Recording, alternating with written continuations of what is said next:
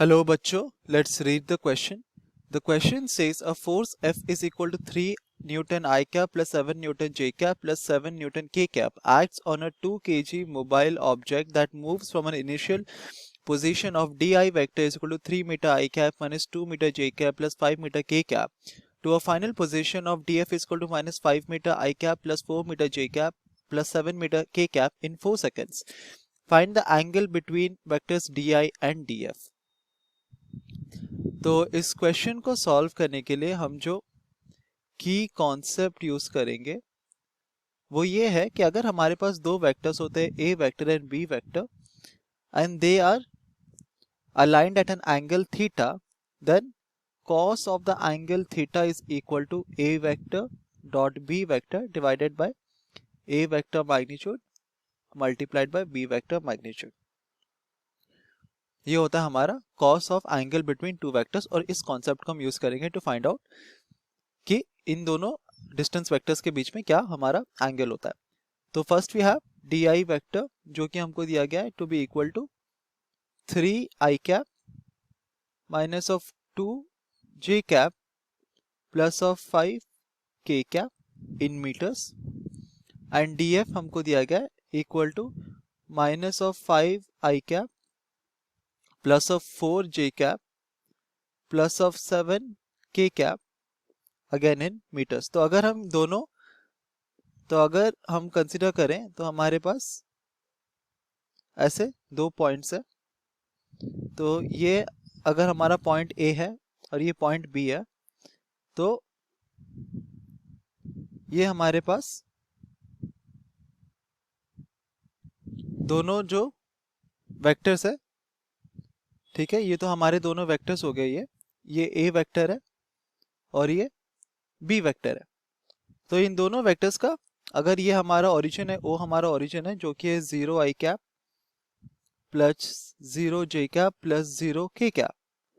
तो अगर हम फाइंड आउट करना चाहते हैं what is the magnitude of D I I cap, तो ये सिंपली हो जाएगा ओरिजिन से इसका जो डिस्टेंस होता है उसका स्क्वायर का स्क्वायर रूट. तो it's basically D I vector का जो मैग्नीट्यूड होगा वो होगा simply equal to 3 minus of 0 I cap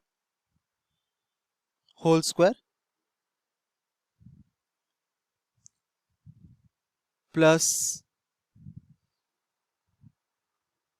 तो क्योंकि हम लोग मैग्नीट्यूड फाइंड आउट कर रहे हैं तो इसमें हम लोग वेक्टर नोटेशन यूज नहीं करेंगे. तो ये हो जाएगा बेसिकली, तो ये हो जाएगा 3 minus of 0 whole square plus minus of 2 minus of 0 whole square plus 5 minus of 0 whole square का स्क्वायर रूट. तो ये हो जाएगा सिंपली 9 प्लस 4 प्लस 25 होल का square root which is square root of 38 का स्क्वायर रूट इन मीटर. और we find out D I vector का जो मैग्नीट्यूड होता है वो है इक्वल टू 6.16 मीटर. सिमिलरली हम लोग डी एफ जो हमारा पोजीशन वेक्टर है उसका मैग्नीट्यूड हो जाएगा with respect to the center, ये हो जाएगा minus of 5 minus of 0 whole square plus 4 minus 0 whole square plus 7 minus 0 whole square square root in meters. तो हम यहाँ पर हर जगह मीटर डाल सकते हैं. तो ये हो जाएगा simply 5 square plus 4 square plus 7 square square root. So 5 square is 25 plus 4 square is 16, so हो जाएगा 25 प्लस 16 प्लस 49 का square root in metre.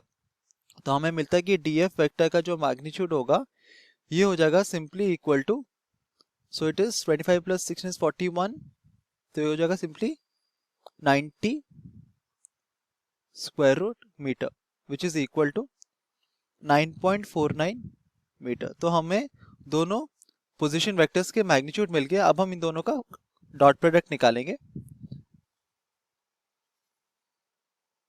So we have D I vector minus of, sorry dot of, minus नहीं होगा यहाँ पे, हम dot product निकाल रहे हैं.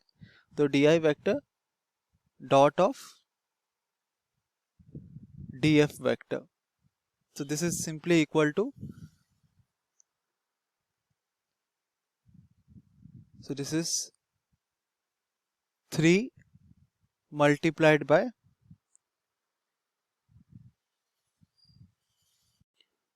minus of 5 I cap dot I cap plus minus of 2 multiplied by 4 j cap dot j cap plus 5 multiplied by 7 k cap dot k cap. तो हमारा जो सेम यूनिट वेक्टर्स का dot product gives us 1, so this will also be equal to 1 and this will also be equal to 1. तो we have in दोनों का dot product क्या हो जाएगा, हमें पता है कि डॉट प्रोडक्ट एक स्केलर क्वांटिटी होता है. सो ये हो जाएगा minus of 15 minus of 8 plus of 35 which is equal to 12. तो अभी हमें पता है कि अगर हमारे पास दो वेक्टर्स है तो उनका जो एंगल होता है cos theta, cos of angle between the two vectors, that is equal to di vector dot df vector whole divided by di vector magnitude multiplied by df vector का magnitude. तो ये हो जाएगा cos of theta is equal to 12 divided by 6.16 multiplied by 9.49. तो theta हो जाएगा हमारा cos inverse of 12 divided by 6.16 multiplied by 9.49. और अगर हम इसको कैलकुलेट करेंगे तो हमको मिलेगा theta is equal to 78.2 degrees. तो दोनों पोजीशन वेक्टर्स के बीच में जो एंगल होता है that is equal to 78.2 degrees. Hope you understood it well. Best of luck.